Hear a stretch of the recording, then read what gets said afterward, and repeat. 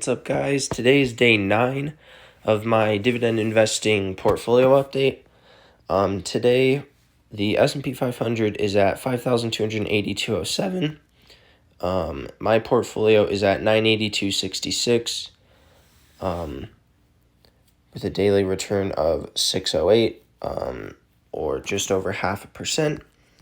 And then in terms of individual stocks, VOO, I am up $2.65, VT I'm up 40 cents, VTI I'm up 2.11, and then Realty Income I'm up 91 cents. I'm down just over $5 on Realty Income, so I am coming back to around break even on that. That is going to be the end of today's video. I will leave a link in the description to the spreadsheet if you guys want to go check it out. And if you guys enjoy my content, please leave a like on this video. Go check out my other videos in this series and subscribe to my channel, and I'll see you guys tomorrow.